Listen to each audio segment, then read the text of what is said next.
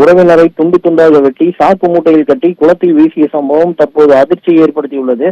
திருப்பூர் மாவட்டம் அவினாசி பகுதியை சேர்ந்தவர் கோவிந்தசாமி. 2 தினங்களுக்கு முன்பு இவர் காணாமல் போனதாக கூறி அவினாசி காவல் நிலையத்தில் இவரது உறவினர்கள் புகார் அளித்திருந்த நிலையில் போலீசாருக்கு கோவிந்தசாமியின் சித்தப்பா மகனான ரமேஷ் மீது சந்தேகம் இருந்து வந்தது. இதையடுத்து போலீசார் ரமேஷை பிடித்து நடத்திய கிடுக்குப்பிடி விசாரணையில் சொத்து பிரச்சனை காரணமாக உறவினரான கோவிந்தசாமியை துண்டு துண்டாக வெட்டி சாக்கு மூட்டையில் கட்டி குளத்தில் வீசியதாக கூறிய தகவலை அடுத்து போலீசார் அப்பகுதியில் உள்ள குளத்தில் தேடி வந்த நிலையில் கோவிந்தசாமி உடலானது கிடைக்காமல் இருந்து வந்தது.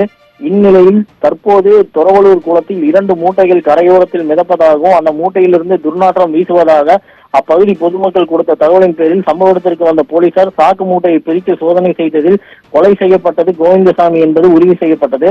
தற்போது துண்டு துண்டாக வெட்டி கோவிந்தசாமியின் உடலானது பிரேத பரிசோதனை செய்யப்பட்டு வருகிறது.